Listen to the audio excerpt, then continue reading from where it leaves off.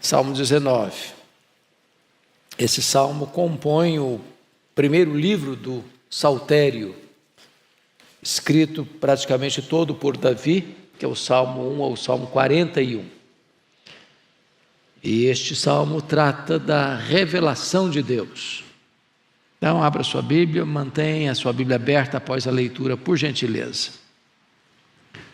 Os céus proclamam a glória de Deus, e o firmamento anuncia as obras das suas mãos. Um dia discursa outro dia, e uma noite revela conhecimento a outra noite. Não há linguagem, nem há palavras, e deles não se ouve nenhum som. No entanto, por toda a terra se faz ouvir a sua voz, e as suas palavras até aos confins do mundo. Aí pôs uma tenda para o sol, o qual, como noivo que sai dos seus aposentos, se regozija como herói a percorrer o seu caminho. Principia numa extremidade dos céus, até a outra vai o seu percurso, e nada refoge ao seu calor. A lei do Senhor é perfeita e restaura a alma. O testemunho do Senhor é fiel e dá sabedoria aos simples. Os preceitos do Senhor são retos e alegram o coração. O mandamento do Senhor é puro e ilumina os olhos. O temor do Senhor é límpido e permanece para sempre. Os juízos do Senhor são verdadeiros e todos igualmente justos. São mais desejáveis do que ouro, mais do que muito ouro depurado. E são mais doces do que o mel e o destilar dos favos. Além disso, por eles se admoesta o teu servo, em os guardar a grande recompensa. Quem há que possa discernir as próprias faltas? Absolve-me das que me são ocultas. Também da soberba guarda o teu servo, que ela não me domine. Então serei irrepreensível e ficarei livre de grande transgressão. As palavras dos meus lábios e o meditar do meu coração sejam agradáveis na tua presença, Senhor, rocha minha e redentor meu. Amém. Bom, é verdade incontestável que nós só podemos conhecer a Deus porque Deus se revelou. Conhecimento de Deus não decorre da perquisição, da investigação humana, por mais precisa que ela possa ser. Nós conhecemos a Deus porque Ele mesmo se mostrou para nós. E na grande revelação de Deus a nós, Deus o fez de 4 formas. Primeiro, nós chamamos de revelação natural. Os céus proclamam a glória de Deus, e o firmamento anuncia as obras das suas mãos. Depois Deus se revelou dentro de nós, em nossa consciência. Cada um de vocês, cada um de nós, tem uma espécie de tribunal moral no seu coração, na sua mente.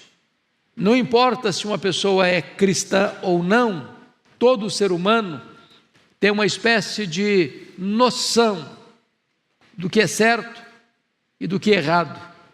É bem verdade que esta consciência pode ser cauterizada e perder por completo a sua sensibilidade. Por isso não é revelação plena e suficiente.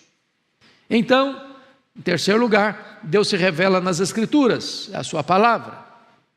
Aqui Deus revela quem Ele é, quais são os seus planos, seus propósitos. E finalmente, de maneira plena, maiúscula, superlativa e total, final, Deus se revela na pessoa do seu Filho. Ele veio para mostrar Deus. Ele é a exata expressão do ser de Deus. Ele é o resplendor da glória, em quem habitou toda a plenitude da divindade. Hoje nós vamos nos deter no Salmo 19, que trata de 2 revelações de Deus: a revelação natural e a revelação especial. E esse texto, para mim, é um dos textos mais vívidos, mais belos, mais eloquentes no que tange a revelação de Deus.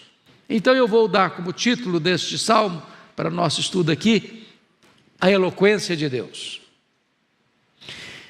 Pensando em eloquência, precisamos parar e recordar a história de grandes oradores do passado. Talvez trazendo à memória o maior orador grego, Demóstenes, ou o maior orador romano, Cícero, ou o maior orador da história da igreja, no período dos pais da igreja, João Crisóstomo, chamado de Boca de Ouro, ou talvez o maior orador que talvez pisou em terras brasileiras, Padre Antônio Vieira, insuperável na sua eloquência.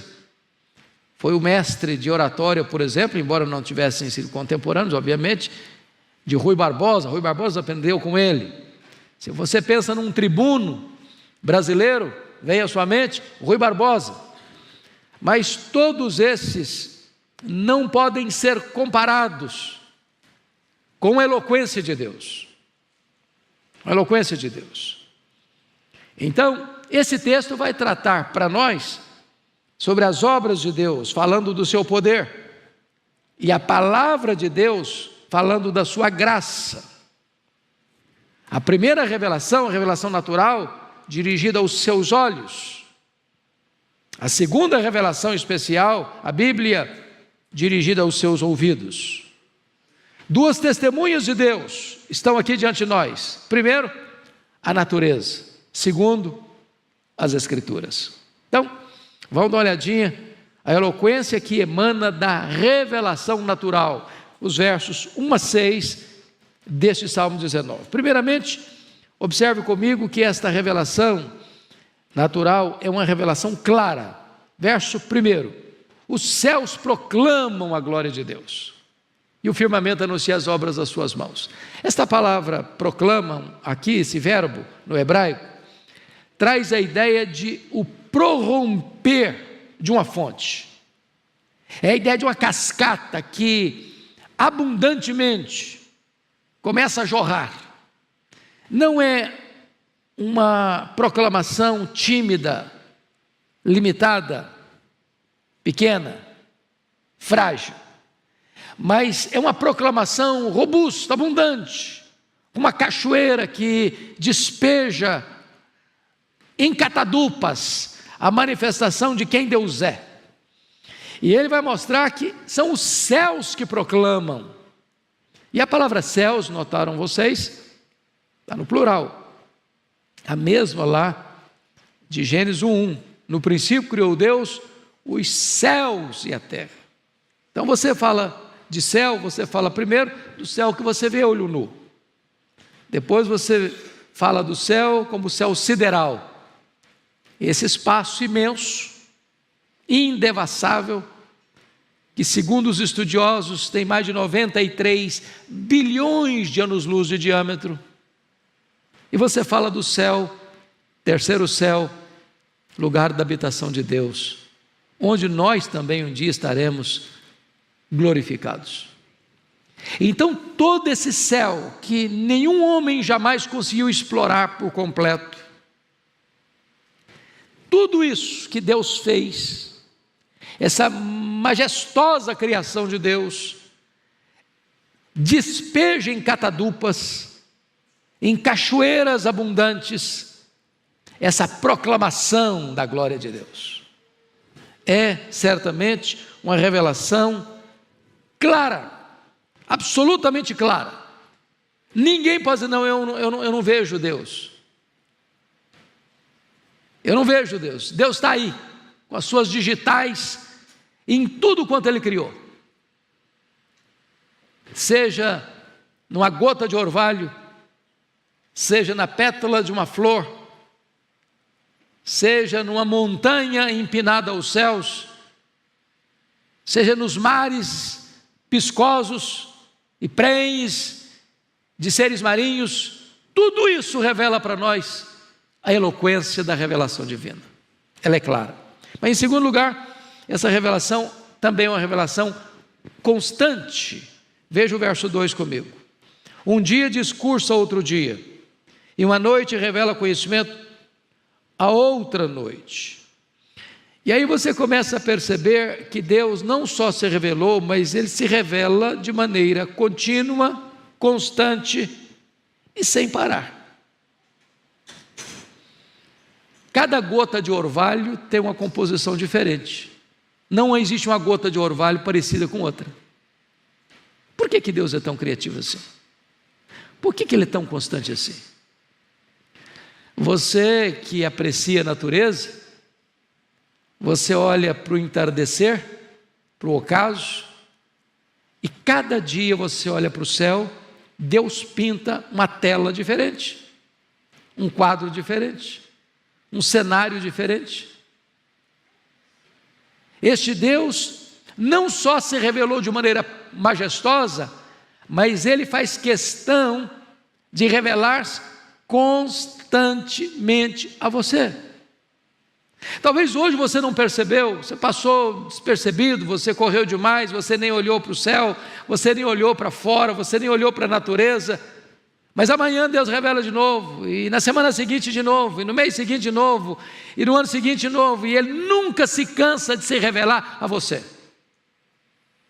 A revelação dele é não só clara, mas também constante. Terceiro lugar, notem comigo, a revelação de Deus é uma revelação sem linguagem. No versículo 3, não há linguagem nem há palavras, e deles não se ouve nenhum som. O que ele está querendo dizer com isso? Que primeiramente Deus revelou-se aos seus olhos, antes de revelar-se aos seus ouvidos. Primeiro Deus se mostra para você como Criador, antes de mostrar-se para você como Redentor.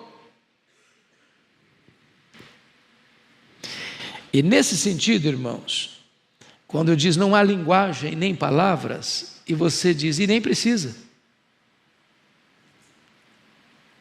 Quem tem olhos, veja.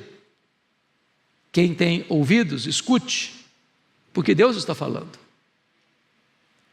Se você não está vendo, não é porque Deus não se revelou, é porque você está cego à revelação, tapando os olhos à revelação.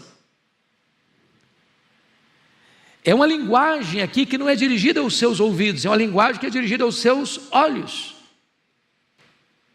Há pessoas que olham tudo isso que você vê e conhece, estão nem aí, acham que isso surgiu espontaneamente, acham que tudo isso surgiu de uma explosão, acham que tudo isso vem de uma evolução de milhões e milhões de anos. Muitas pessoas colocaram Deus na lateral da vida, da história, e acham que tudo isso aí é por acaso. Mas se você tem compreensão, entendimento, todo dia que você abre os olhos e vê a natureza, Deus está se dirigindo aos seus ouvidos, sem nenhum discurso, ouvido, sonoro, mas eloquentemente Deus está se mostrando a você, em cada cor, cada matiz, nas árvores que voam, nas borboletas que enfeitam o espaço, nas flores que enfeitam os jardins,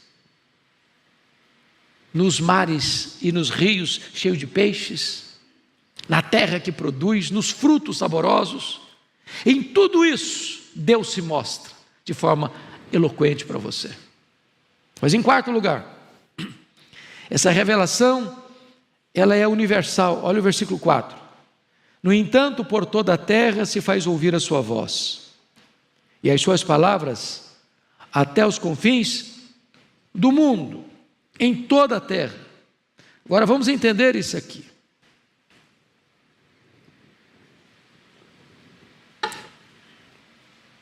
Não existe nenhum ser humano, por mais culto que seja, ou por mais bronco que seja, não há nenhum ser humano, nem entre as grandes metrópoles, nem os silvícolas embrenhados nas selvas mais densas e fechadas, que no dia do juízo possa dizer para Deus: olha, eu não te conhecia, porque tu não te revelaste a mim.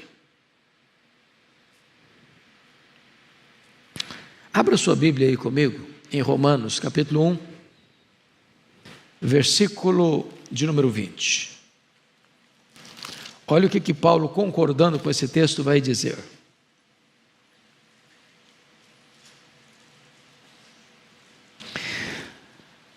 Vamos ler o verso 19 e o 20 em conjunto e em voz alta e uníssona. Vamos todos? Porquanto o que de Deus se pode conhecer é manifesto entre eles, porque Deus lhes manifestou.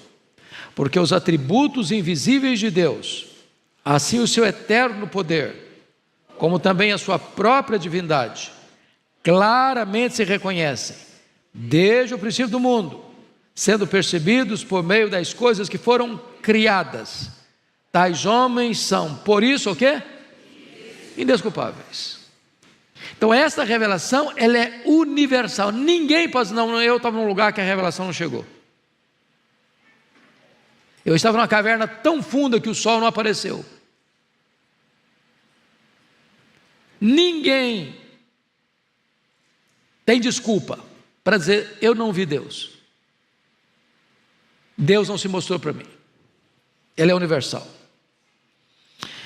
Mas finalmente, essa revelação não é só uma revelação clara, não é só uma revelação constante, não é só uma revelação sem linguagem e universal, mas finalmente ela é uma revelação majestosa. Olha comigo os versos 5 e 6. Você pode ler comigo 5 e 6? Vamos juntos? O qual, como noivo, sai dos seus aposentos, se regozija como herói, a percorrer o seu caminho, principia numa extremidade dos céus, até a outra vai o seu percurso, e nada refoge o seu calor. Então, Davi pinça, destaca, ressalta uma obra da criação. Qual é a obra da criação que ele destaca? O sol. E ele vai comparar o sol como um noivo. Como noivo. A nossa cultura brasileira inverteu um pouco o papel do casamento, né? No casamento hoje, dentro da nossa cultura, quem é que faz a entrada principal? Quem? A noiva. Na cultura oriental, a entrada principal não era da noiva, era do noivo. Era o noivo que vinha para o cortejo. Era o noivo que vinha com seus convidados. Era o noivo que vinha ao encontro da sua noiva. E ela aguardava o noivo chegar na casa do pai dela. E o noivo chegava com a sua comitiva, o seu processual, e então pegava a noiva e levava para a casa do pai do noivo, onde havia festa, a grande festa. Aqui Davi está olhando para o sol, como um noivo garboso, gravatinha borboleta, entrando na passarela, começando essa jornada majestosa no amanhecer, lá no leste, e percorrendo com toda a sua beleza, com toda a sua clareza, com todo o seu fulgor, com toda a sua pompa, e ele vai percorrendo todo o horizonte, do leste até ao oeste, do nascente ao poente. E ele olha nessa caminhada do sol como noivo, como uma revelação majestosa de Deus. E é por isso que o próprio Senhor Jesus acolhe esta figura, para dizer que ele, Jesus, é o sol da justiça, que vai trazer salvação em suas asas. Então, essa revelação de Deus clara, constante, sem linguagem, essa linguagem universal, ela é também extremamente majestosa. Majestosa. Isso me lembra de um imperador romano que, querendo humilhar o rabino Josué, disse para o rabino assim: Rabino,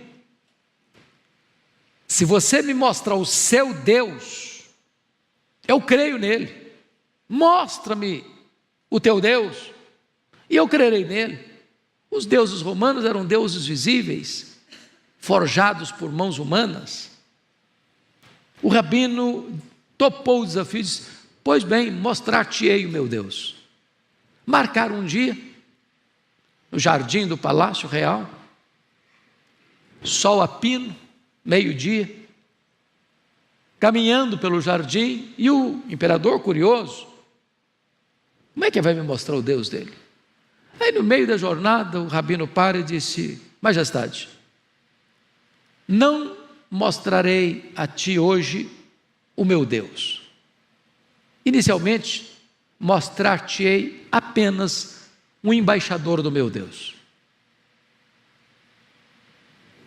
E o imperador, muito curioso, disse: mas onde está esse embaixador? E o rabino disse: olhe para o sol, mire-o por 10 minutos. O imperador disse: mas não posso mirar o sol por 10 minutos sem toldar a minha visão. E o rabino disse: se não podes ver sequer um embaixador do meu Deus, pensa que podes vê-lo em toda a sua glória? Este é o nosso Deus. Ele é tão majestoso que diante dele os serafins cobrem o rosto, mas ele se revelou na natureza, e o sol é apenas a figura de um noivo que sai nessa linda jornada do leste ao oeste. Sabe quantas vezes ele faz isso? Todos os dias, todos os dias, todos os dias. Para quê? Para dizer para você: eu estou aqui como um embaixador do Deus Criador. Olha para mim e você verá o Criador. Então, até aqui, Davi nos apresenta o que nós chamamos da revelação natural. Mas agora, a partir do verso 7, Davi muda a ênfase e vai tratar da revelação especial. Até agora, Davi está apresentando para você a revelação natural. Agora, Davi vai apresentar para você a revelação especial. Até agora, a revelação era dirigida aos seus olhos. A partir de agora, a revelação é dirigida aos seus ouvidos. Até agora, você está vendo o Deus Criador. A partir de agora, você verá o Deus Redentor. Então, vejamos aí a eloquência que emana da revelação escrita. Primeiramente, vamos destacar as qualidades excelentes da palavra de Deus. Versículo 7. A primeira informação que ele traz para nós é que a lei do Senhor é o quê? Perfeita. Entenda a lei aí como um sinônimo de toda a palavra de Deus. E ele vai usar expressões diferentes, né? Lei. No próprio verso 7 ele vai falar de testemunho. No verso 8 ele vai falar de preceitos. No verso 8 ele vai falar de mandamento.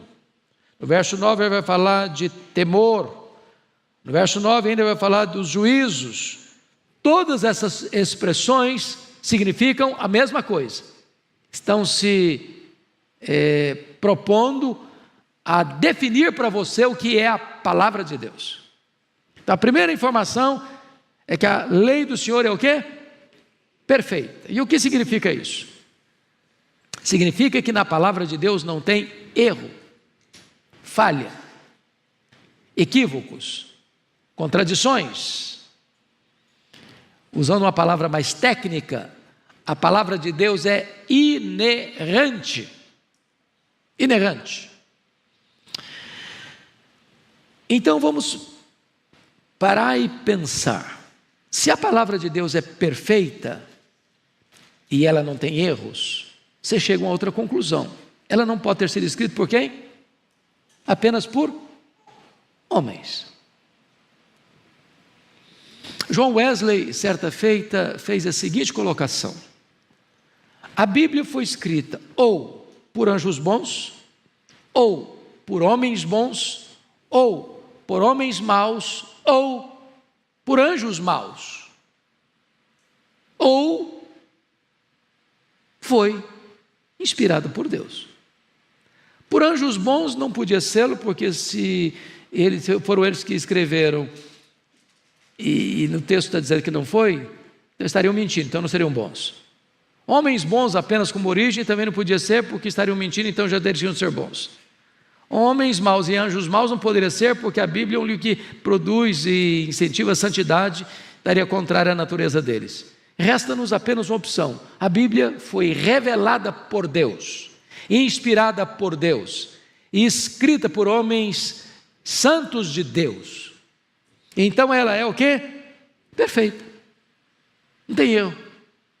Os homens ao longo da história têm tentado encontrar erros na Bíblia, né? Vocês bem sabem disso, como surgiu na Alemanha o movimento da alta crítica, com Dibelius. Depois vem a ideia de Rudolf Bultmann, da demitologização do Novo Testamento, e as pessoas querem desconstruir a Bíblia, dizer que a Bíblia tem interpolações, que a Bíblia tem contradições, que tem muita coisa aí que foi colocada pelo homem, que uma coisa não bate com outra, que uma coisa não concorda com a outra. Porém, quando você vai examinar com detalhe, com vagar, com precisão, nunca, jamais foi encontrado na Bíblia o quê? Erro. Ela é inerrante. Segundo, ela é o que mais? Versículo 7. O testemunho do Senhor é fiel. Essa ideia fiel traz a ideia para nós, sabe de quê? De infalível. Então vamos parar um pouquinho aqui. Se você chegasse diante de uma pessoa e você diz: eu creio na Bíblia, mas eu não creio. Isso aí é papel, papel aceita tudo. Que argumentos você teria para dizer para uma pessoa que diz não crer na Bíblia, que a Bíblia merece confiança? Talvez você pudesse dizer: bom, a Bíblia é o único livro na história que tem o que nós chamamos de unidade na diversidade. Foi escrita em mais de 1.100 anos, mais de 40 escritores, de lugares diferentes, de culturas diferentes, de línguas diferentes.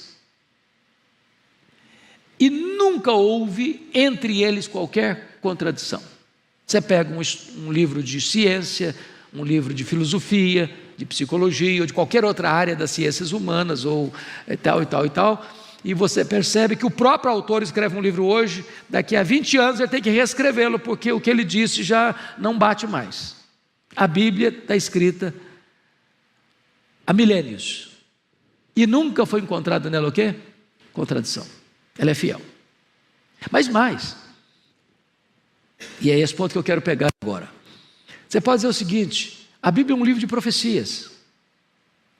Tem centenas de profecias que se cumpriram, estão se cumprindo e hão de se cumprir literalmente. Dr. Gene Getz pegou essas profecias e colocou-as num campo de probabilidades ou de coincidência. Chegou à seguinte cifra: 10 elevado à 17ª potência. Trocando em miúdos, pensa no estado, menor estado do Brasil. Quem lembra qual é o menor estado em extensão do Brasil? Sergipe. Pensa em moedas de R$1. Cobre todo o estado com moedas de R$1 em camada de 30 centímetros. Isso seria mais ou menos 10 elevado à 17ª potência. Agora marque uma dessas moedas. Agora vende os olhos de um homem. Agora solta este homem nesse mar de moedas. A probabilidade, com os olhos vendados, nesse mar de moedas, encontrar a moeda marcada, é a probabilidade que as profecias bíblicas tenham ocorrido no campo da coincidência. O Deus que inspirou a Bíblia conhece o fim desde o começo. Este é um livro fiel, confiável. É isso que Davi está dizendo para nós. Mas, terceiro lugar, olha o versículo 8. Os preceitos do Senhor são retos. Retos. A ideia aqui é que, sendo Deus reto e justo também, a ideia é essa, que há uma espécie de balanceamento entre a ideia do Deus Todo-Poderoso e a ideia do Deus sumamente misericordioso, onde o balanceamento entre o homem que é barro, mas ao mesmo tempo este homem é alvo do grande amor de Deus. A palavra de Deus, ela é justa e ela é reta nesse sentido, ela mostra um lado e mostra também o outro lado. Mas ainda, versículo 8b, está dizendo para você aí, que a palavra de Deus, ela é o quê? Confira comigo, 8b, ela é pura, no sentido de que não só a Bíblia não tem nenhuma contaminação de erro, mas além de ser pura como a luz, ela purifica. Você já percebeu isso? Quanto mais você examina a Bíblia, mais a Bíblia examina você. Quanto mais você mergulha nela, ela mergulha em você. Pergunta Davi lá no Salmo 119, de que maneira poderá o jovem guardar puro o seu caminho? Examinando, segundo a tua palavra. E ele diz ainda, guarda a tua palavra no meu coração, para não pecar contra ti. Então, na medida que você a lê, ela lê você. Na medida que você examina, ela examina você. Na medida que você a conhece, ela purifica você. Essa é a ideia que Davi quer expressar aqui. Mas olha comigo, por favor, o versículo 9. Está escrito assim no versículo 9: o temor do Senhor é límpido, permanece para sempre, os juízos do Senhor são verdadeiros e todos igualmente justos.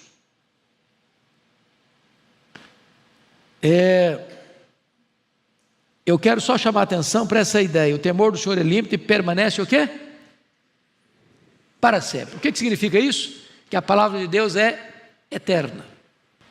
Meus irmãos, isso aqui é um fato muitíssimo curioso. Nós estamos vivendo um período agora, vocês bem sabem, inclusive no Brasil, onde há forças, não só ocultas, mas humanas, para tentar tirar a Bíblia de circulação. Estão tirando a Bíblia de circulação das bibliotecas, né? Onde uma ministra proibiu que tivesse cópias da Bíblia na biblioteca. Uma decisão impensável. Até porque a Bíblia é um livro de literatura e o mais famoso da história da humanidade. É o livro mais publicado no mundo. Há poucos dias, um município aí proibiu de fazer a oração do Pai Nosso. A Bíblia foi o livro mais perseguido no mundo. Queimado em fogueiras. Já botaram um X vermelho nela, no índex, proibido de ler. A Bíblia é o livro mais atacado, onde muitos países, só o fato de você ter uma Bíblia, você está cometendo um crime, passível de ser preso, ser torturado, até ser morto. Porém, a Bíblia, ainda mesmo assim, continua sendo o livro mais impresso e distribuído no mundo. E não vai parar. E não vai parar. Não tem governo, não tem corte, não tem lei que vai estancar o fluxo do crescimento da palavra de Deus. Sabe por que ela é eterna? E quem deu esse ultimato não é homem, é o próprio Deus. Ela é eterna. O que eu acho maravilhoso, meus amados, nesse sentido, sendo ela eterna, significa mais. Ela não precisa passar por atualização. Estão tentando hoje aí, os movimentos sociais estão tentando dar uma outra interpretação para casamento, para gênero, para Deus. Não vão conseguir. Não vão conseguir. A palavra de Deus é o quê? Eterna. Ela não precisa ser atualizada, ela não precisa ser ressignificada. Ela é palavra não de homens, é palavra de Deus. Palavra de Deus. Isso é maravilhoso. E essa é uma verdade que precisa estar muito sedimentada no nosso coração. Agora vamos ver, depois de olhar as qualificações da Bíblia, vamos olhar agora, em segundo lugar, os efeitos da palavra de Deus. Olha comigo o verso 7. A lei do Senhor é perfeita e restaura a alma. Deixa eu fazer uma perguntinha aqui de testemunho pessoal. Quem aqui no auditório, passando por um momento muito angustiante na vida, talvez até de desespero, buscou na Bíblia e encontrou consolo naquela hora do aperto? Quem aqui já teve essa experiência? Louvado seja Deus, louvado seja Deus, eu já tive.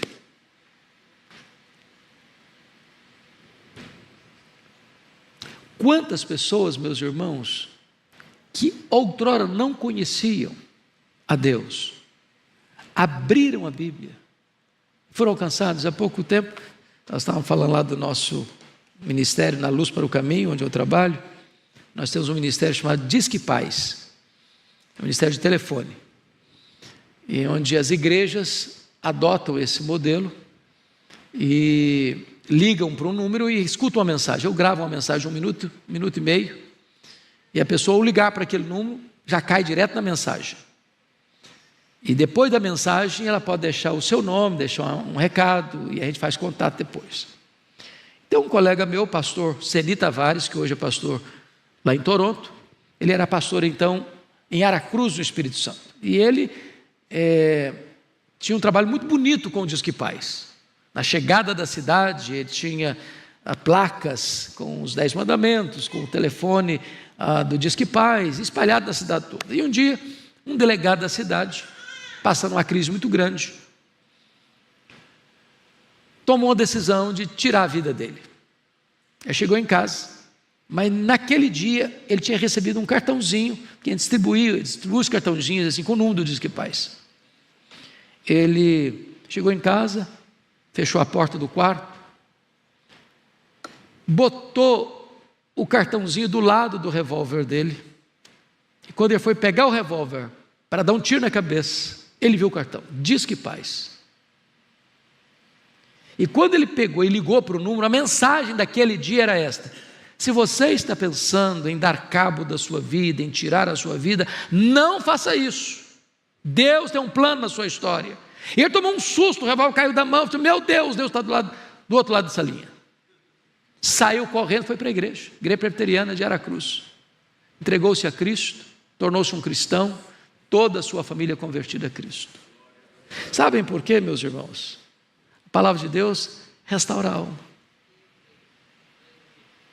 Vocês conhecem talvez um dos personagens mais famosos da história da igreja, o principal expoente dos pais da igreja, chamado Agostinho de Hipona, ou Aurélio Agostinho, filho de Mônica, um homem de uma vida devassa, um cara muito culto, professor de oratória, e a mãe dele orou por ele 30 anos.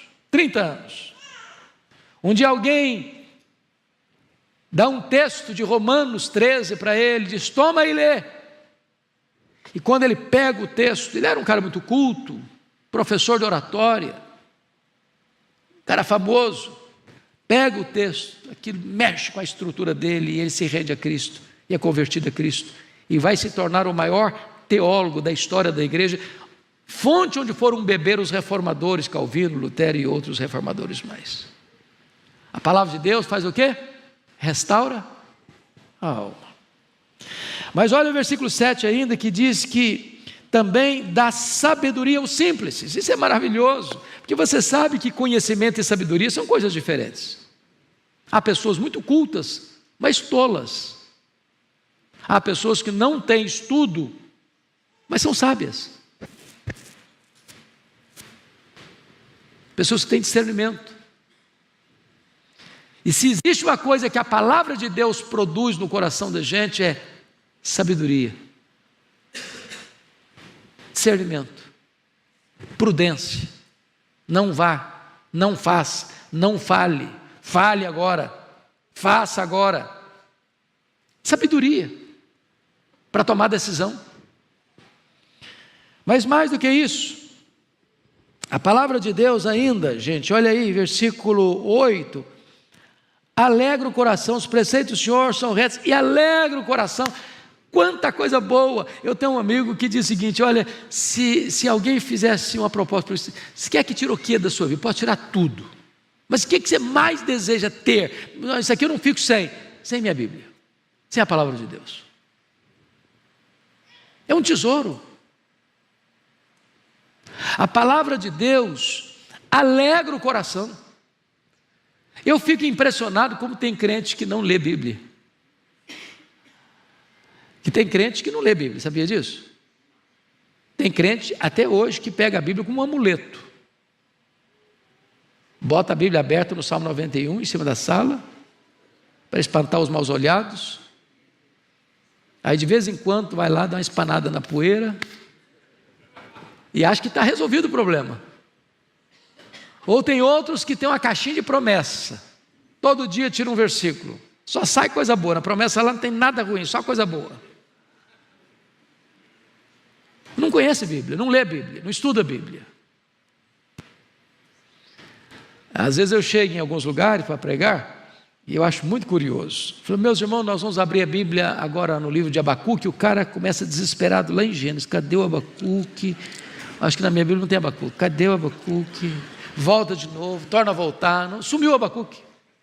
Ele não tem nem ideia quem é Abacuque. Ele nem sabia que tinha Abacuque na Bíblia.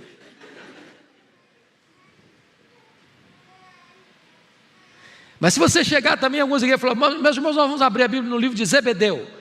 Zebedeu, vamos para cá sobre Zebedeu. Acha que Zebedeu tem na Bíblia?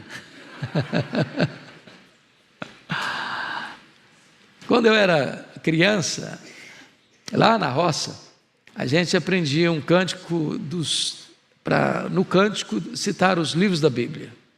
Decorava isso, né? Nas reuniões de adolescente, mocidade, ele fazia concurso. Quem encontrava primeiro habilidade para encontrar um texto da Bíblia. Tem gente hoje que não sabe onde ficam os livros, porque não tem familiaridade, não estuda, não medita. E a Bíblia traz o quê? Alegria para o coração. Mas em quarto lugar, olha o versículo 8: o mandamento do Senhor é puro e ilumina os olhos. O que significa ilumina os olhos, gente? O que essa expressão quer dizer para nós?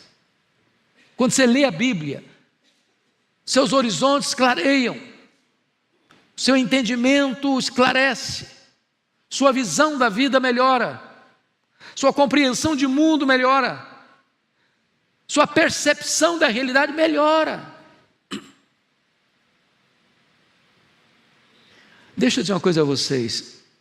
Se uma pessoa estudasse a Bíblia só porque é um livro exponencial, eu já tiraria muito proveito. Tem muita gente que se aproxima da Bíblia com outras intenções. Você sabe disso? Os princípios da Bíblia, por exemplo, sobre riqueza, sobre economia, sobre investimento, sobre relacionamento, sobre tratar a vida pessoal, a vida relacional. Não tem nenhum livro na literatura mundial que se compare com a Bíblia.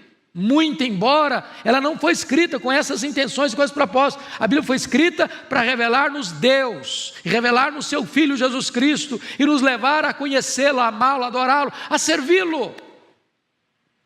Mas quando você lê a Bíblia, seus olhos são iluminados. Então quem está perdendo esse privilégio, está ficando assim meio olhando no lusco-fusco, está enxergando pouco. Entenda o que eu estou querendo dizer. Não estou falando que você precisa de oculista, não. Você precisa ler a Bíblia. Muito bem. Terceiro lugar, o texto vai falar do valor da palavra de Deus. Olha o versículo 10 comigo. Aqui Davi foi extremamente ousado nessa afirmação. Primeiramente, ele disse que a Bíblia é melhor que riqueza. São mais desejáveis do que ouro, mais do que muito ouro depurado. Quem fala isso aqui? Era um cara pobre ou rico? Davi, era pobre ou rico? Muito rico. É só você ler a quantidade de ouro que ele deu do seu ouro particular para a construção do templo de Jerusalém. Riquíssimo. Deus sabia o que era ter ouro. Ele sabia o que era ter dinheiro. E esse cara está dando esse testemunho, que a palavra de Deus é melhor que muito ouro. Mas não é ouro qualquer, não, é ouro depurado. Então você tem uma riqueza. E às vezes está vivendo na miséria. Você tem um tesouro, está vivendo uma vida de mendicância espiritual. Aproveite essa riqueza. Mas aí ele larga a figura da riqueza e parte para o cardápio. E vai dizer no verso 10 assim: e são mais doces do que o mel e o destilar dos favos. Aqui ele vai pegar o símbolo do melhor, mais saboroso, mais nutritivo alimento da época, o mel. Quer dizer, ela não só é melhor que riqueza, ela é melhor do que o melhor alimento. Se você tiver um banquete e a Bíblia, pega a Bíblia. Pega a Bíblia. Mas, finalmente, Davi vai tratar, não só agora do valor, mas do poder desta palavra. Eu destaco 3 coisas aqui. Primeiro, versículos 11 e 12. Além disso, por eles se admoesta o teu servo, em os guardar, a grande recompensa. Quem há que possa discernir as próprias faltas? Absolve-me das que me são ocultas. Então, 2 coisas eu chamo a sua atenção aqui. Primeiro, em guardar a Bíblia tem o que para você? O que está escrito aí? O que você tem em guardar a Bíblia, em obedecer a Bíblia? Grande o quê? Recompensa. Os homens não estão atrás de grandes recompensas? Você trabalha para fazer o quê? Para ganhar dinheiro, não é isso? Claro. Ter uma boa aposentadoria? Claro. Para comprar sua casa, seu apartamento, seu carro. Para comprar comida para sua casa, roupa para o seu corpo. Para cuidar da sua família, para investir nos seus empreendimentos. Você quer o quê? Recompensa. E o texto está dizendo, se você guardar este livro no seu coração, você vai ter o quê? Grande recompensa. Quanta coisa Deus vai te livrar? Quantos relacionamentos ruins Deus vai te livrar? Quantos lugares escorregadios Deus vai te livrar? Quantas decisões erradas Deus vai te livrar? Quantas enrascadas na vida você não vai entrar? Se você fizer o quê? Conhecer? Não. Guardar.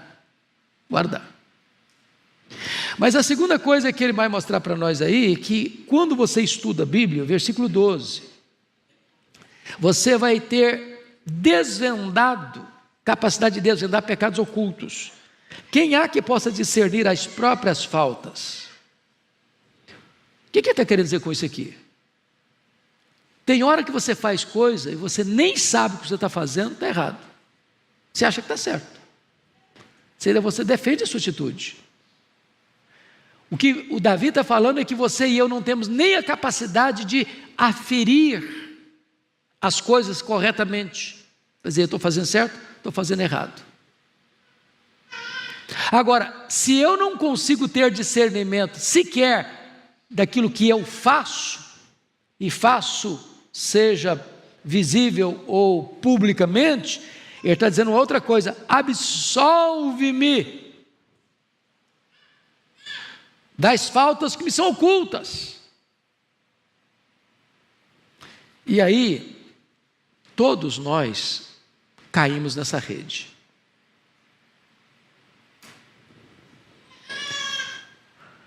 Não há ninguém aqui que esteja naquele estágio espiritual e diz, não, pastor, eu sou muito santo agora.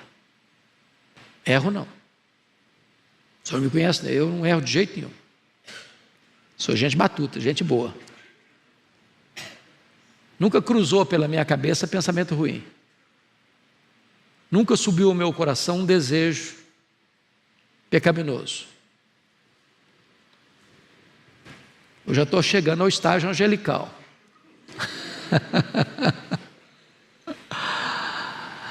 Então, quanto mais perto da luz você chega, mais você enxerga o quê? Seus pecados. Longe da luz você não enxerga nada, perto da luz você enxerga. É nesse sentido que quanto mais você examina a Bíblia, mais ela examina você. E ele está dizendo e fazendo uma oração para que Deus nos absolva daqueles pecados, daquelas faltas que nos são ocultas. Ou talvez de alguma coisa que você já fez de forma oculta. O Deus que se apresenta nesta palavra é o Deus que perdoa, é o Deus que restaura, é o Deus da segunda chance, é o Deus que pega o pródigo sujo de volta e o abraça e o beija e faz uma festa. Dizer, esse meu filho estava perdido e foi achado, estava morto e reviveu. Segunda coisa, me permita só dar um exemplo desse ponto aqui dos pecados ocultos, absolve das falhas que são ocultas. Vocês todos já escutaram falar de Dwight Lyman Moody, um dos grandes avivalistas do século XIX. E ele tinha na sua velha Bíblia, como está aqui impresso, Bíblia Sagrada, meu nome, sabe o que ele mandou imprimir na capa da Bíblia? A seguinte frase: este livro afastará você do pecado, ou o pecado afastará você deste livro. Frase boa, não? Este livro afastará você do pecado, ou o pecado afastará você deste livro. Bom, segunda coisa então aqui, versículo 13, confira aí comigo. Também da soberba guarda o teu servo, que ela não me domine, então serei irrepreensível e ficarei livre de grande transgressão. A Bíblia revela o nosso orgulho. Vamos entender isso aqui, meus amados irmãos. Soberba, que a soberba não me domine. Tem alguém soberbo aqui? Você acha que você não é soberbo? Alguma vez você já foi? Em algum momento você é? O que seria soberba? É desejar ser mais do que você é? Ter mais do que você tem? É de não se alegrar porque o outro tem? É de não reconhecer que o outro está na sua frente? E você não ficar competindo com ele, mas se alegrando porque ele está lá, honrado? Esse é um pecado muito sutil, muito sutil. Você sabia que existe o orgulho da humildade? Eu me orgulho porque eu sou um cara muito humilde. Tem maior orgulho de mim porque eu sou um cara tão quebrantado.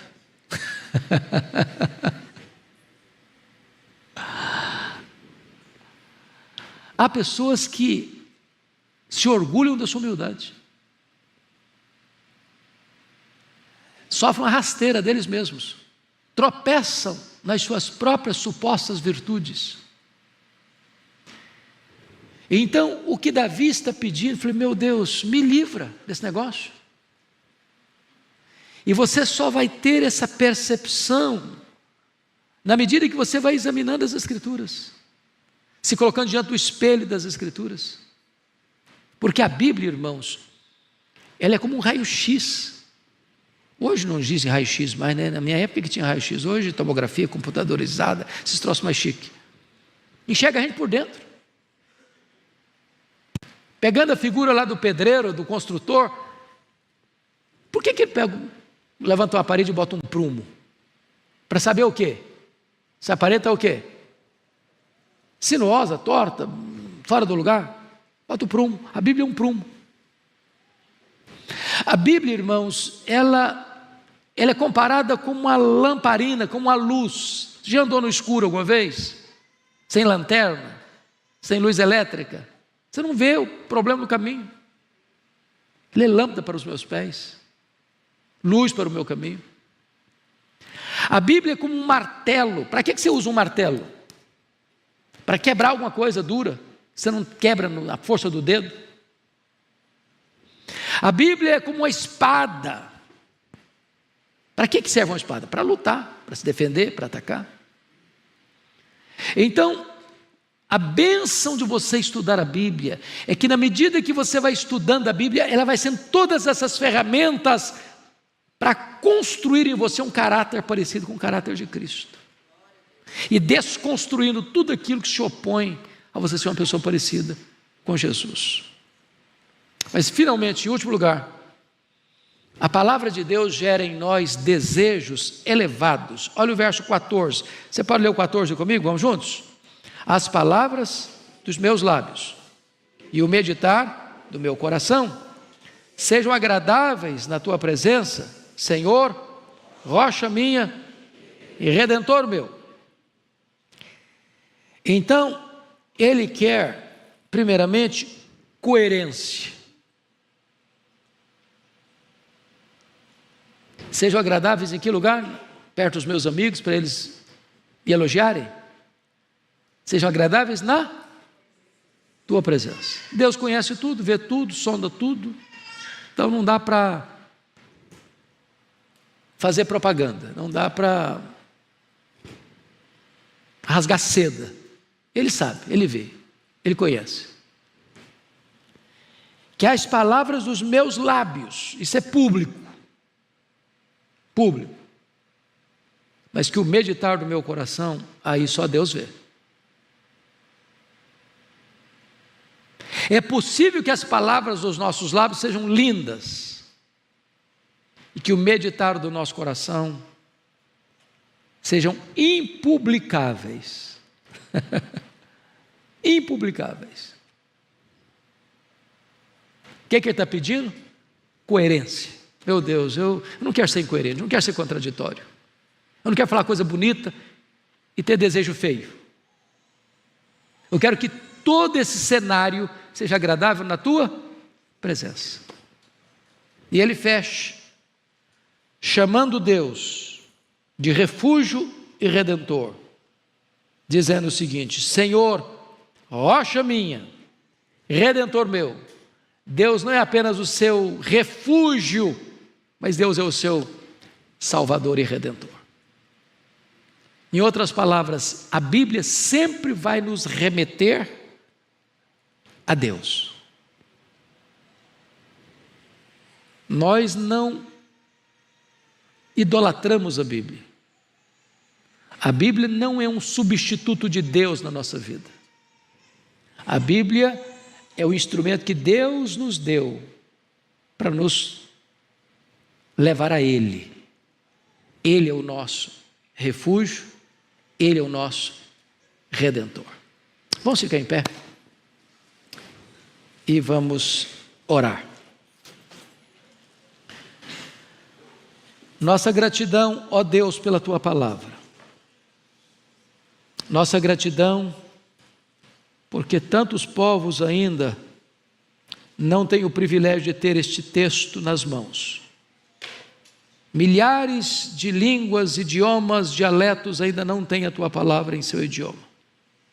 E nós a temos em nossas mãos.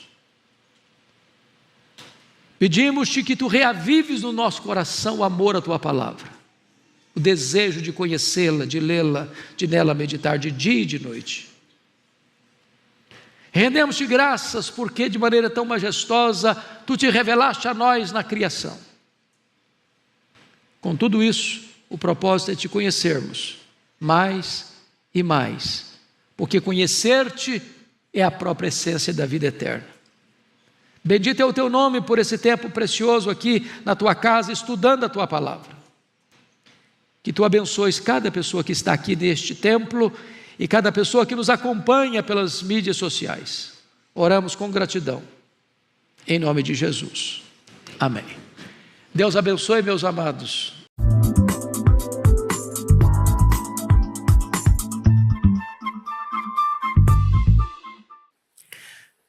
Meus irmãos, nós vamos abrir a palavra de Deus, o livro de Atos dos Apóstolos, no capítulo 27. Atos 27.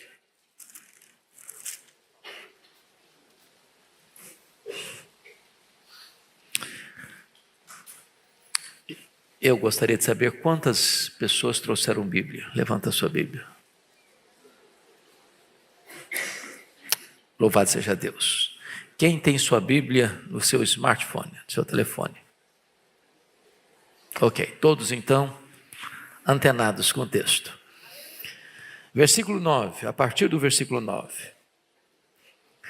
Depois de muito tempo, tendo se tornado a navegação perigosa, e já passado o tempo do dia do jejum, admoestava-os Paulo dizendo-lhes: Senhores, vejo que a viagem vai ser trabalhosa, com dano e muito prejuízo, não só da carga e do navio, mas também da nossa vida. Mas o centurião dava mais crédito ao piloto e ao mestre do navio do que ao que Paulo dizia. Não sendo o porto próprio para invernar, a maioria deles era de opinião que partissem dali para ver se podiam chegar a Fenícia e aí passar o inverno, visto ser um porto de Creta, o qual olhava para o norte e para o sudeste. Soprando brandamente o vento sul, e pensando eles ter alcançado o que desejavam, levantaram âncora e foram costeando mais de perto a ilha de Creta. Entretanto, não muito depois, desencadeou-se do lado da ilha um tufão de vento chamado Euroquilão. E sendo o navio arrastado com violência, sem poder resistir ao vento, cessaram a manobra e nos fomos deixando levar. Passando sob a proteção de uma ilhota chamada Cauda, a custo conseguimos recolher o bote. E levantando-se este, usaram de todos os meios para cingir o navio, e temendo que dessem na Sirte, arriaram os aparelhos e foram ao léu. Açoitados severamente pela tormenta, no dia seguinte já aliviava o navio. E ao terceiro dia, nós mesmos, com as próprias mãos, lançamos ao mar a armação do navio. E não aparecendo, havia já alguns dias, nem sol, nem estrelas, caindo sobre nós grande tempestade, dissipou-se, afinal, toda a esperança de salvamento.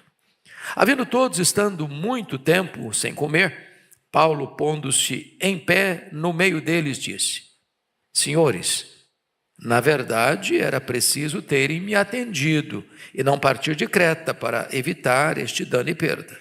Mas já agora vos aconselho bom ânimo, porque nenhuma vida se perderá de entre vós, mas somente o navio.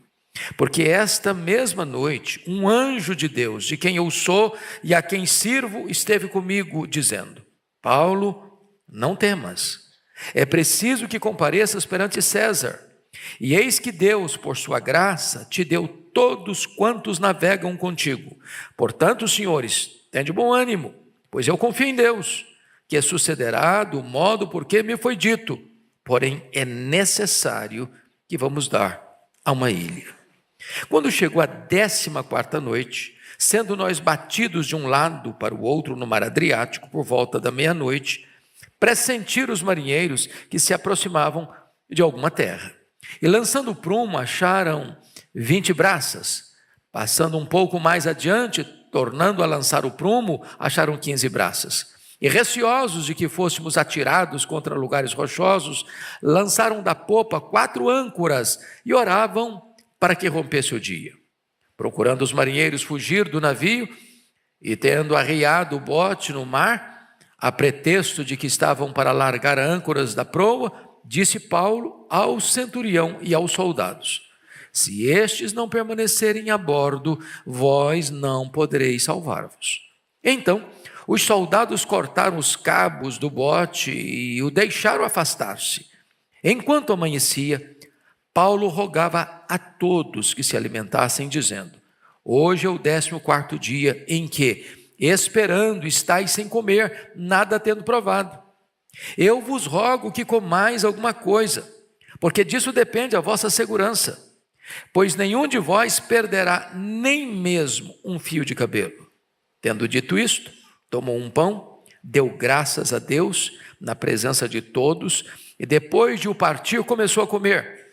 Todos cobraram um ano e se puseram também a comer. Estávamos no navio 276 pessoas ao todo. Refeitos com a comida, aliviaram o navio, lançando o trigo ao mar. Quando amanheceu, não reconheceram a terra, mas avistaram uma enseada, onde havia praia. Então consultaram entre si se não podiam encalhar ali o navio.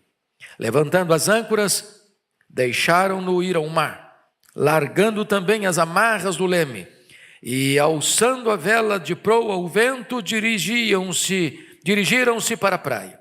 Dando, porém, num lugar onde duas correntes se encontravam, encalharam ali o navio. A proa encravou-se e ficou imóvel, mas a popa se abria pela violência do mar. O parecer dos soldados era que matassem os presos, para que nenhum deles nadando fugisse. Mas o centurião, querendo salvar a Paulo, impediu-os de o fazer e ordenou que os que soubessem nadar fossem os primeiros a lançar-se ao mar e alcançar a terra. Quanto aos demais, que se salvassem uns em tábuas e outros em destroços do navio, e foi assim que todos se salvaram em terra. Prosseguindo, capítulo 28.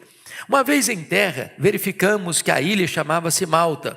Os bárbaros trataram-nos com singular humanidade, porque acendendo uma fogueira, acolheram-nos a todos por causa da chuva que caía e por causa do frio. Tendo Paulo ajuntado e atirado à fogueira um feixe de gravetos, uma víbora, fugindo do calor, prendeu-se-lhe a mão. Quando os bárbaros viram a víbora pendente da mão dele, disseram uns aos outros: certamente este homem é assassino, porque salvo do mar a justiça não o deixa viver.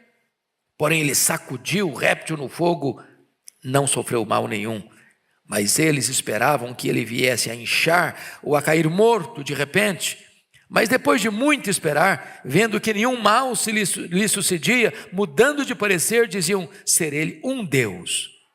Perto daquele lugar havia um sítio pertencente ao homem principal da ilha, chamado Públio, o qual nos recebeu e hospedou benignamente por 3 dias. Aconteceu achar-se enfermo de disenteria, ardendo em febre o pai de Públio. Paulo foi visitá-lo e, orando, impôs-lhe as mãos e o curou. À vista desse acontecimento, os demais enfermos da ilha vieram e foram curados, os quais nos distinguiram com muitas honrarias. E tendo nós de prosseguir viagem, nos puseram a bordo tudo o que era necessário. Amém. Meu tema é tempestade sim, naufrágio não. Tempestade sim, naufrágio não. Meus amados irmãos, é um fato. Nós escolhemos o destino da nossa viagem, mas nós não determinamos a maneira de chegar lá.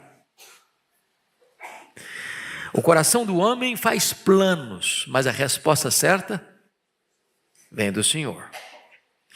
É muito interessante que Paulo, quando saiu de Éfeso rumo a Jerusalém para levar uma oferta aos pobres da Judeia, no caminho escreve a sua carta aos Romanos. E ele retrata nesta carta, tanto no capítulo 1 quanto no capítulo 15, o seu desejo, o seu propósito de ir a Roma. Ele não tinha estado em Roma até então, ele não foi o plantador da igreja de Roma. E o desejo dele era ir a Roma e a igreja de Roma o enviar à Espanha. Ele foi para Roma, mas não do jeito que planejou. Ele foi para Roma preso. Ele foi para Roma num navio de carga. Ele foi para Roma para ser julgado diante de César. Isso retrata para nós que a nossa vida, às vezes, é como uma viagem. Planejamos o nosso destino, mas somos surpreendidos pelo que nos acontece no interregno da viagem. Às vezes o que nós planejamos não é o que vai acontecer. Eu fico olhando, por exemplo, na história da literatura cristã, a obra de John Bunyan, O Peregrino, que a caminhada do peregrino da terra ao céu, passando por desertos inóspitos, passando por vales escuros, passando por pântanos lodacentos, atravessando pinguelas estreitas, cercado de muitos perigos. Assim é a jornada da nossa vida. Homero, no seu livro Odisseia, também descreve a vida como uma viagem. Só que essa viagem aqui não é uma viagem fictícia, é real. Os perigos são reais, as ameaças são reais, e assim também na sua, na minha, na nossa vida. Nós não vivemos numa estufa, nós não estamos blindados, nossa caminhada não acontece num jardim grinaldado de flores. Atravessamos mares revoltos, desertos tórridos, vales profundos, perigos concretos e reais. Então preste atenção nisso. Mesmo quando você está fazendo a vontade de Deus, era a vontade de Deus que Paulo fosse para Roma, até dentro do navio, quando todos estão sem qualquer esperança, achando que a morte tinha chegado para todos, que o naufrágio era inevitável, o anjo do Senhor apareceu para Paulo, diz: tem bom ânimo, Paulo, tem bom ânimo. Eu quero que você compareça diante de César, você vai para Roma, Roma é o seu destino, não importa a quantidade de vento contrário, de tempestade, de perigo, de ameaça, o plano está mantido, eu quero você em Roma. O seu destino é o céu, estamos a caminho do céu, lá é a nossa pátria, lá é o nosso lar, para lá nós estamos indo. Aqui vamos enfrentar lutas, aqui vamos enfrentar perigos, aqui vamos enfrentar tempestades, aqui o mar vai estar revolto, mas não mudará jamais a garantia de que todos nós compareceremos diante de Deus em Sião. Então, com a sua Bíblia aberta comigo, vamos examinar o texto. Primeira coisa que eu chamo a sua atenção é que nós precisamos, enquanto navegamos, observar os sinais que Deus nos dá. Veja comigo 27, versículo 10. O apóstolo Paulo alertou a liderança que conduzia aquele navio: senhores, vejo que a viagem vai ser trabalhosa, com dano e muitos prejuízos, não só da carga no navio, mas também da nossa vida. Houve um alerta, houve uma advertência. Mas a advertência se dá, ou a pessoa acolhe, ou rejeita. Quando você obedece, você livra a sua vida e de outros de grandes riscos e perigos.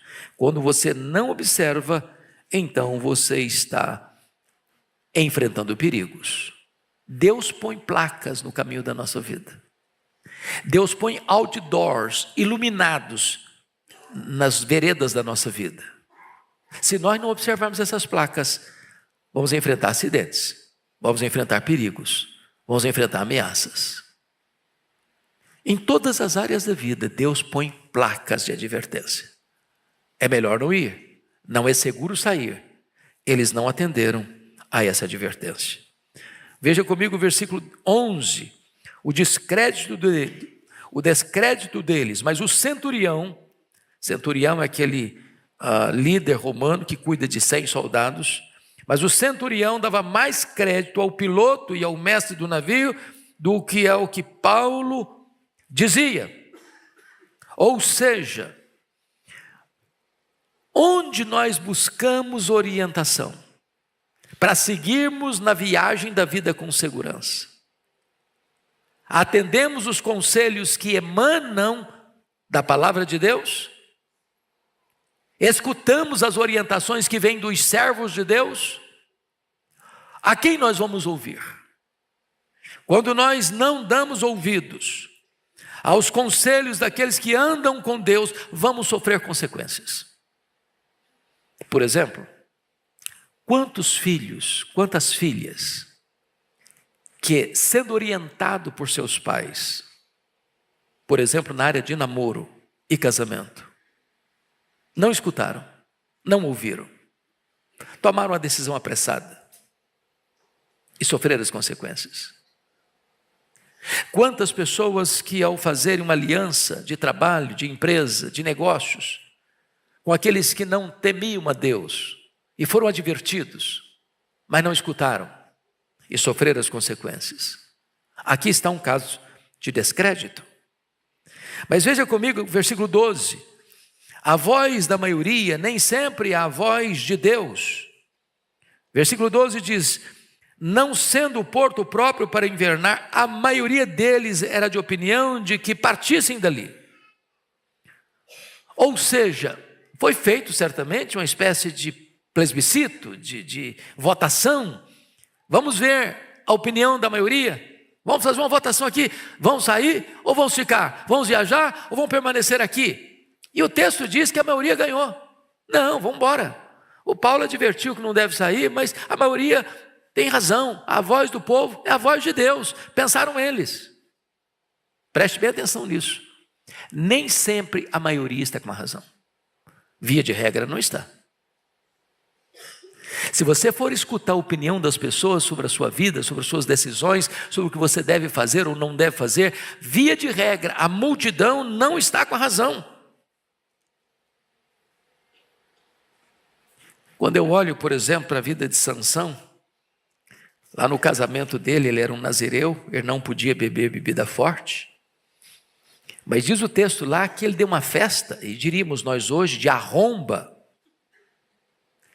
porque não quis ser diferente dos moços da sua época. Ele não quis ser minoria. Ele não quis o constrangimento de ter uma opinião que era prevalecida pela maioria dos jovens que estavam na festa. E aquilo foi sua ruína. Quarta coisa que merece destaque no texto. Quem não escuta conselho, escuta coitado. Observemos aqui. Versículo 13. Está escrito assim: soprando brandamente o vento sul, e pensando eles ter alcançado o que desejavam, levantaram âncora e foram cocheando mais de perto a ilha de Creta. Ou seja, eu fico pensando que o bochicho no navio foi esse. Está vendo aí, ó? Esse Paulo sabe nada. Ele está dando uma opinião aí que ele não entende do assunto. Ele pode entender de Bíblia, ele pode entender de teologia, mas de navegação ele não entende. Olha que beleza, olha que vento tranquilo, olha que viagem segura. Vai dar tudo certo. Então preste atenção nisso. Às vezes a pessoa que está fazendo o que não deve ser feito, em todas as áreas da vida, a princípio parece estar tudo bem. Nenhum perigo à vista, nenhuma ameaça à vista. O mar está calmo, a viagem parece tranquila. Mas veja o perigo iminente que logo em seguida surge. Versículo 14, põe na tela para mim, para toda a igreja ler comigo. Verso 14, toda a igreja, vamos lá. Entretanto, não muito depois, desencadeou-se do lado da ilha um tufão de vento chamado Euraquilão. Isso me parece filme de guerra. Você já percebeu filme de guerra? Quando a cena está muito calma, a pessoa está brincando, fazendo uma piada, sorrindo, descontraído, pode ter certeza, está na hora de uma cena pesadíssima. Não é assim? Parece que está tudo calmo, nenhum perigo. De repente, surge um problema que transtorna tudo. A crise chega, o mar se revolta, a vida se transtorna. E o que vai acontecer? Impotência. Versículo 15, confira comigo. E sendo o navio arrastado com violência, sem poder resistir ao vento, cessamos a manobra e nos fomos deixando levar. O que está acontecendo?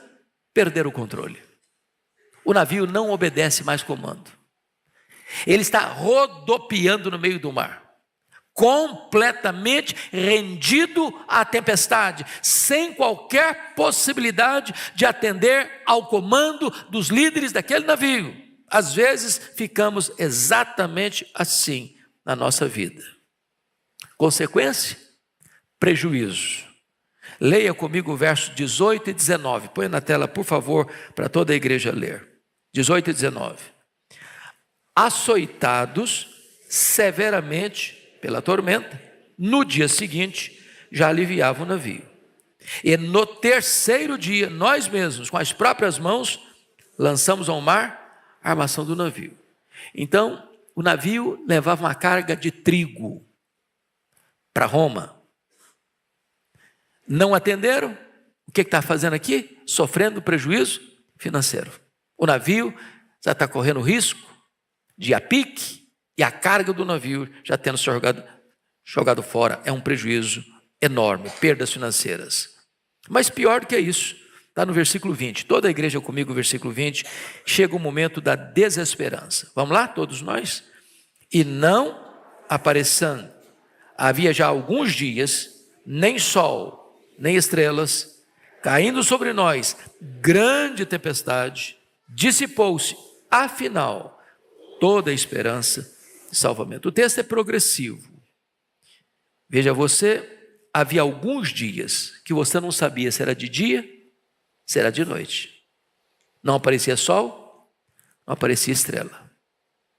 Mas durante esse período, esperança. Vamos sair dessa, vamos conseguir, não vamos morrer, vamos sobreviver, vamos esperar, vai mudar, a situação vai mudar. Mas o versículo 20 diz que, caindo sobre eles, grande tempestade, dissipou-se, afinal, toda a esperança de livramento.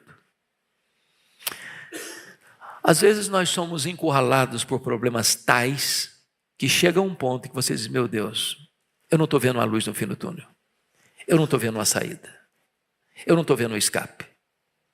E corre-se o risco de se perder toda a esperança. Vamos ao segundo ponto da mensagem. Quando a tempestade se instala, e ela se instala, viu? Mas hoje ou mais amanhã, todos nós lidamos com tempestades. Quando a tempestade se instala, nós precisamos nos posicionar como encorajadores.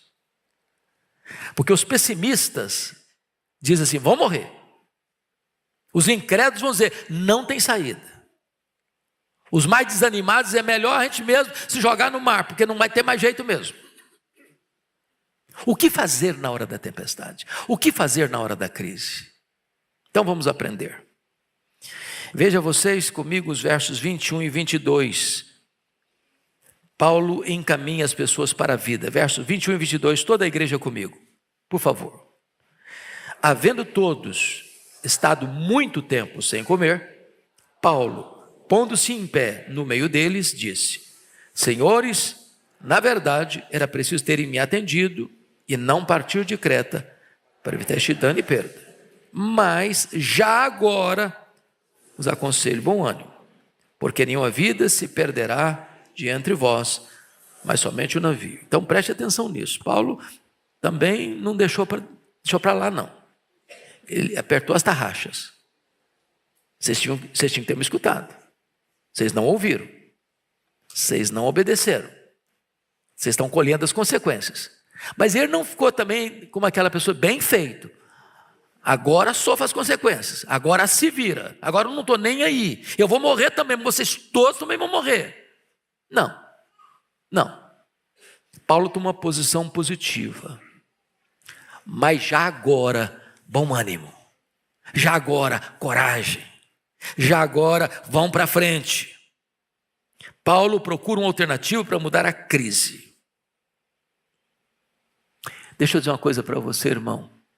Todo problema que você enfrenta traz em si a semente da vitória. Você está vivendo uma baita de uma crise? Você está nos portais de uma grande vitória. Você está num vale profundo, você está no sopé de uma alta montanha. Leia sua Bíblia e você verá isso. A crise é o prelúdio da vitória. A tempestade é o prelúdio da bonança. Então é hora de ter bom ânimo.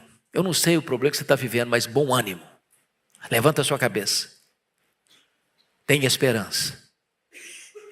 A bonança chega, a vitória chega.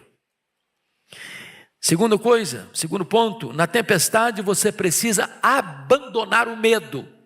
Olha o verso 22 comigo. Leia o 22, por favor. Porque esta mesma noite, 22.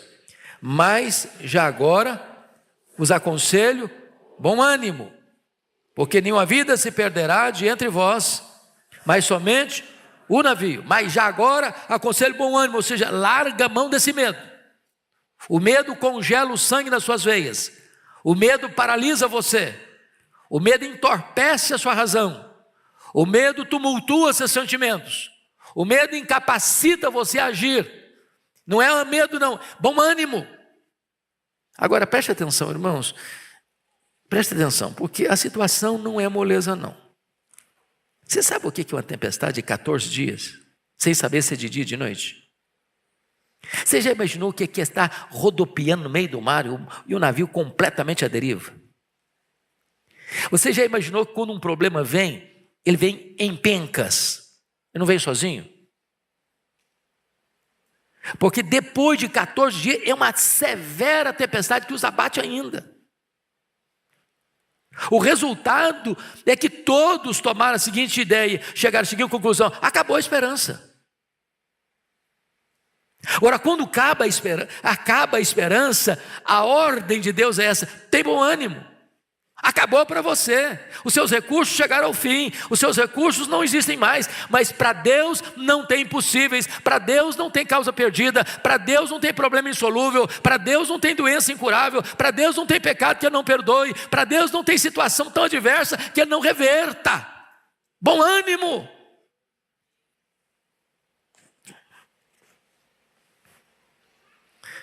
Terceiro ponto desse aspecto aqui: na tempestade, tem perigo? Tem medo? Tem ameaça? Tem desespero? Até tem, mas tem também a visita do anjo do Senhor. Vamos ler agora, por favor, versos 23 a 26, ponha na tela para toda a igreja acompanhar, 23 a 26, toda a igreja comigo. Porque esta mesma noite, um anjo de Deus, de quem eu sou e a quem eu sirvo, esteve comigo dizendo: Paulo, não temas, é preciso que compareças perante César. E eis que Deus, por sua graça, te deu todos quantos navegam contigo. Portanto, senhores, tende bom ânimo, pois eu confio em Deus, que sucederá do modo por que me foi dito. Porém, é necessário que vamos dar a uma ilha. Agora, preste atenção nisso, irmãos. O anjo poderia ter chegado no primeiro dia, na primeira noite. O problema está lá tranquilo ainda. O anjo falou: vocês vão passar por umas rebordosas aí, vão passar por umas tempestades aí, mas fiquem firmes, tá? Pode ficar tranquilo. Nesta mesma noite, que noite? À noite, acabou a esperança. Tem hora que Deus vem na última volta do ponteiro. Lembra disso? É na quarta vigília da noite que Ele chega. Deus podia ter livrado os amigos de Daniel da fornalha, mas Deus os livrou dentro da fornalha. Deus poderia ter livrado Daniel da cova dos leões, mas Deus o livrou dentro da cova dos leões. O anjo apareceu, mas não foi no começo da viagem, não. Foi quando a esperança de livramento havia findado para todos eles. Eu quero dizer para você com isso, meu amado irmão, que quando você chega ao último furo da correia, quando você diz não tem mais jeito, Deus faz algo extraordinário. Deus é poderoso para fazer isso. E o que é maravilhoso é que ele diz no verso 23, um anjo de Deus de quem eu sou e a quem eu sirvo. Olha que frase bonita. Eu sou de Deus e eu sirvo a Deus. E é por amor a Paulo que aqueles prisioneiros, todos 276 pessoas, não pereceram. Deus diz: olha, Paulo, eu entreguei toda essa gente na sua mão. O nome de Deus é glorificado, o servo de Deus é exaltado, e há um grande livramento de toda aquela equipe que viaja naquele navio. Quarta lição aqui: Nas tempestades, nas horas mais difíceis, nós precisamos lançar nossas âncoras. Leia o verso 29 comigo, por favor. Toda a igreja comigo, verso 29. E receosos de que fôssemos atirados contra lugares rochosos, lançaram da popa 4 âncoras e oravam para que rompesse o dia. Permita-me parafrasear ou ilustrar essas âncoras com âncoras espirituais. 4 âncoras nós poderíamos lançar nas tempestades da vida. A primeira âncora, diríamos nós que é a âncora da fé. Versículo 25. Portanto, senhores, tende bom ânimo, pois eu confio em Deus, que sucederá do modo por que me foi dito. Meus irmãos, isso é tão precioso, porque promessa de Deus e realidade são a mesma coisa. Se Deus prometeu, agarre-se na promessa. Ele é o avalista da sua palavra. Tenha fé. Não abre espaço na sua mente para dúvida, para incerteza ou para incredulidade. Lance a âncora da fé. Eu confio em Deus que vai acontecer do jeitinho que Ele falou. Segunda âncora. A âncora da adoração. Versículo 35. Tendo dito isto, tomando um pão, deu graças a Deus na presença de todos, e depois de o partir, começou a comer. Tinha 14 dias que estavam em jejum completo.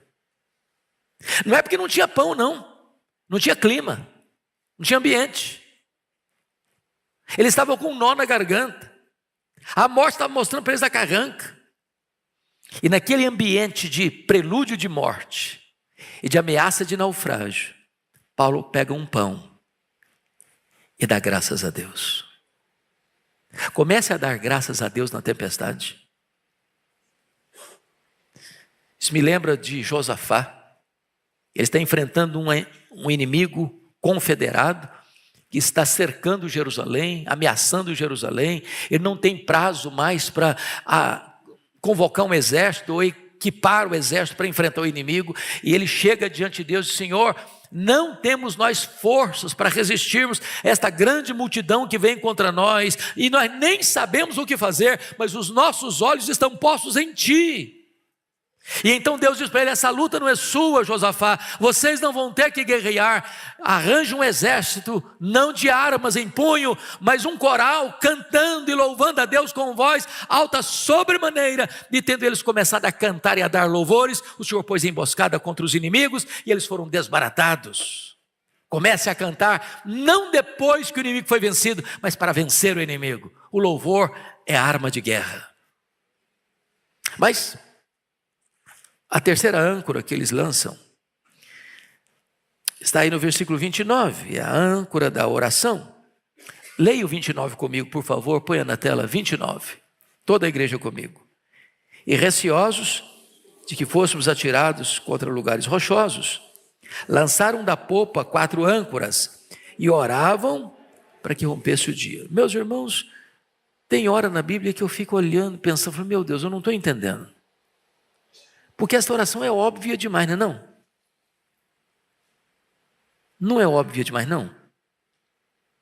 Porque se você orar, o dia amanhece. E se você não orar, o dia amanhece do mesmo jeito. Não é verdade?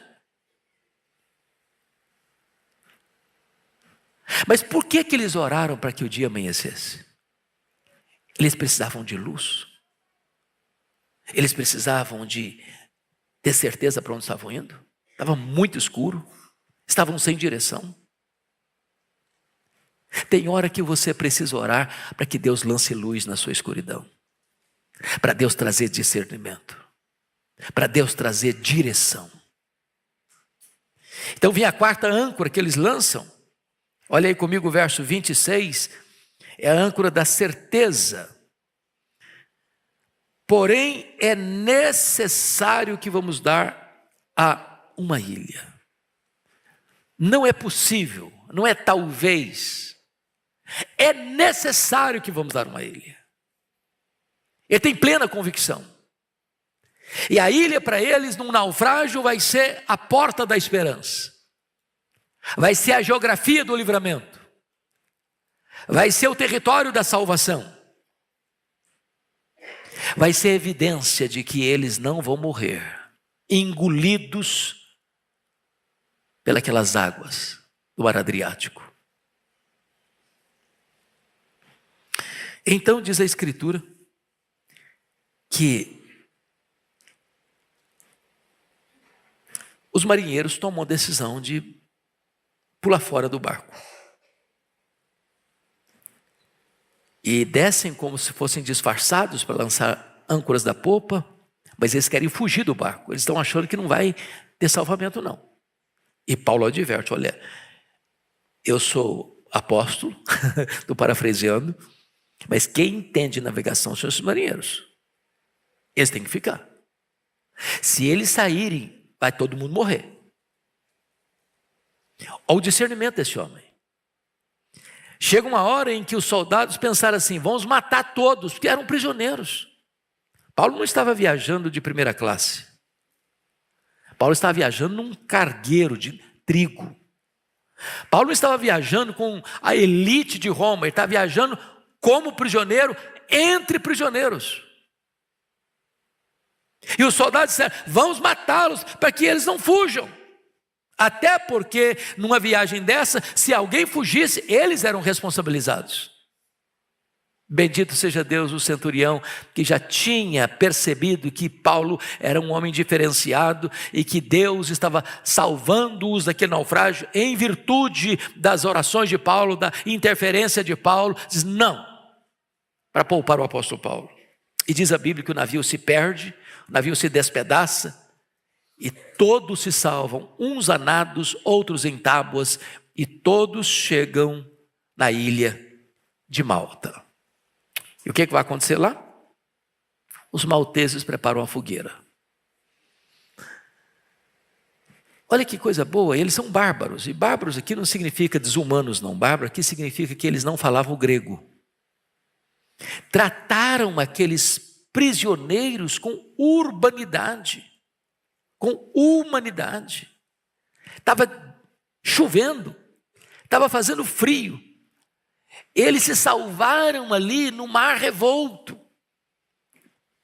para aquecê-los. E diz a Bíblia que Paulo, dentre 276 pessoas que estavam ali prisioneiras, juntamente com as pessoas do navio, é a única pessoa que vai catar graveto para manter a fogueira acesa.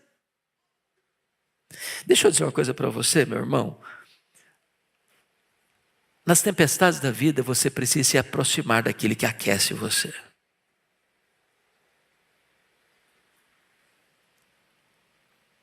E para você ter o coração aquecido nas tempestades da vida, você precisa da palavra de Deus, você precisa de oração, você precisa buscar Deus, você precisa adorar a Deus, você precisa crer em Deus.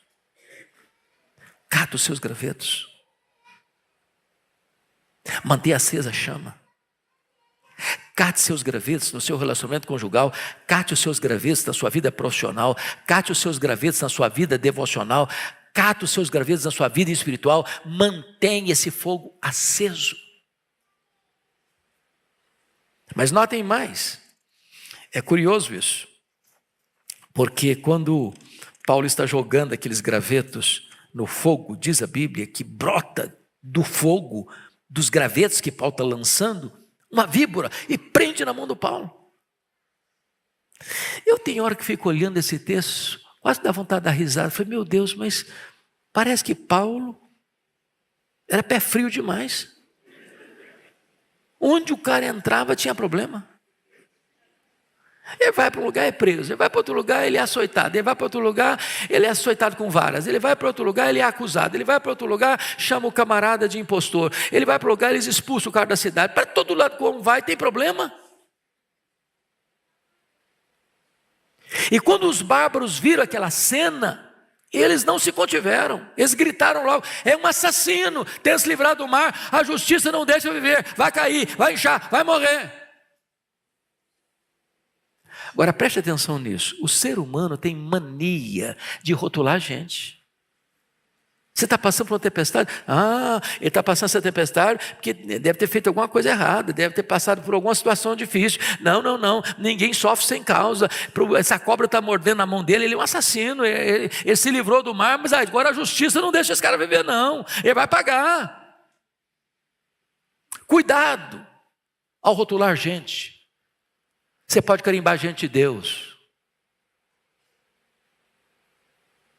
Sabe o que aconteceu? Paulo sacudiu a vibra para dentro do fogo. E eles não se contentaram. Vai cair, vai inchar, vai morrer. Tem gente doida para você cair, inchar e morrer, sabia? Tem gente que aposta nisso. Tem gente que torce para isso. Mas diz a Bíblia que Paulo não caiu, não inchou, não morreu. Aí eles tiveram que mudar de opinião acerca de Paulo. É um Deus. Não, está errado de novo. Não é nem assassino e nem um Deus. É o servo do Deus vivo. Agora preste atenção. Quem um dia rotulou você, vai ter que voltar e mudar de opinião a seu respeito. Você não tem que se defender, você tem que andar com Deus. Quando você cuida da sua piedade, Deus vai cuidar da sua reputação. Deus vai proteger você. Mas eu quero concluir, irmãos, com o último ponto. É que nas tempestades da vida, nós precisamos ser encorajados pelas promessas de Deus. Você pode ler comigo? Põe na tela, por favor. Capítulo 28, verso 2. Vamos todos juntos? Os bárbaros trataram-nos com singular humanidade, porque acendendo uma fogueira, acolheram-nos a todos por causa da chuva que caía, por causa do frio. Sabe o que eu aprendo aqui? Deus é especialista em levantar gente que você nunca viu, que você nunca conheceu, para ajudar você na hora da sua necessidade. Às vezes as pessoas próximas podem censurar você, gente que você nunca viu, vai tratar você com humanidade, com urbanidade e vai estender a mão para você. Quantos de nós já fomos abençoados por gente que você não conhecia?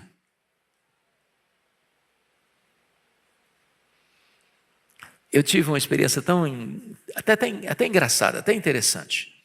Quando eu estava lá nos Estados Unidos, voltando para o Brasil, nós tínhamos um carro velho, um Toyotinha velho. Eu tinha comprado o carro por $3.900 quando cheguei lá. E quando eu fui vender o carro, ele foi avaliado em $2.900. Aí o meu vizinho de porta, que era um missionário colombiano, estudante também como eu, disse: pastor, eu preciso do seu carro, mas eu só tenho 2.000. Eu não tenho 2.900. Falei: meu filho, o carro é seu por 2.000. Fica tranquilo. Aí ele disse: mas o senhor não tem que me entregar o carro hoje não. Entrega no dia que o senhor foi embora. Isso foi uma semana antes. E aí, o último dia que nós estávamos para entregar o carro, a tia, minha esposa, foi lá na escola, resolveu umas questões lá. Daqui a pouquinho ela me liga: Fernandes, bateram no carro. Uma caminhonete truck bateu na traseira do carro, a caminhonete foi rebocada. Falei: então o Toyotinha deve ter acabado. Falei: pronto, agora eu não tenho nem o carro e nem os $2.000. O cara não tinha me pagado ainda também. Quando eu vou para lá, eu tomo um susto. Eu não vi nenhum arranhão no Toyotinha. Nenhum arranhão. É bem verdade que a lataria é diferente dessa lataria de hoje. E aí eu voltei feliz da vida, olhei para um lado, olhei para o outro, tinha nada. Estacionei o carro na garagem. Daqui a pouquinho chega um policial e me perguntou: esse é o carro que bateu? Eu falei: é sim, senhor. Eu falei: mas não aconteceu nada não, estou pensando que ele vai me cobrar alguma coisa, alguma multa. Não, só fique tranquilo, não aconteceu nada não. Olha aí, o senhor pode ver, não aconteceu, ele não está me dando ouvido não. O computadorzinho dele lá. Quando ele terminou, preencheu um cheque de $300, isso aqui é do senhor, o senhor tem direito a esse cheque de $300. Falei: tá bom, não dá para bater outra vez não?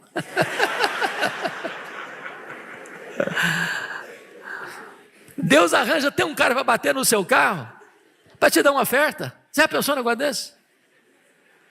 Cara que eu nunca vi na vida. Deus é especialista em levantar gente que você nunca viu para abençoar você. Segunda coisa que me chama a atenção aqui, nessa luta, às vezes as víboras se levantam, venenosas. E os bárbaros entendiam que aquela víbora era tão venenosa que o resultado era inchaço, queda e morte.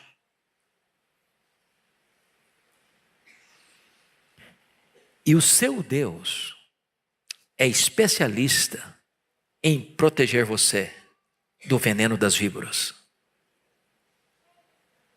Para que você não enche, para que você não caia, para que você não morra. A terceira coisa que me impressiona aqui é que os bárbaros tiveram que mudar de opinião acerca de Paulo. A opinião deles, a princípio, é assassino. Mas perceberam que esse homem não era um assassino. Era um servo de Deus. Era um homem de Deus.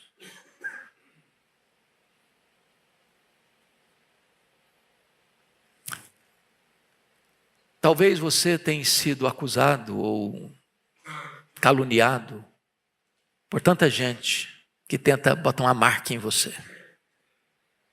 Quem protege você é Deus. Mas finalmente, isso me encanta muito no texto. Por favor, leia 28:10. Ponha na tela, por favor, 28:10. E a gente encerra aqui. Vamos ler todos juntos? Os quais nos distinguiram com muitas honrarias, e tendo nós de prosseguir viagem, nos puseram a bordo tudo o que era necessário. Quando eu leio esse texto e medito nesse texto, a conclusão que eu chego é a seguinte: não foi o naufrágio que levou Paulo para a ilha de Malta, foi a mão da providência divina. Porque lá tinha um homem doente, o pai de Públio, e Paulo impôs as mãos sobre ele e foi curado. Outros enfermos vieram e Paulo orou por eles e eles foram curados. Paulo passa ali os 3 meses do inverno rigoroso e certamente ele foi um luzeiro a brilhar naquela ilha de Malta, uma testemunha do evangelho. Tem hora que a ilha do seu naufrágio é a terra da sua oportunidade. Talvez Deus permite um sofrimento na sua vida para que Deus use você com mais poder e com mais graça para gente que você nunca imaginou alcançar na vida. A ilha do naufrágio é o lugar da sua oportunidade. Glorifique a Deus, portanto, porque você tem tempestade, mas naufrágio não. O crente vai prosseguir de força em força, de fé em fé, sendo transformado de glória em glória, até chegar diante de Deus em Sião. Que Deus nos ajude, que Deus nos abençoe. Amém.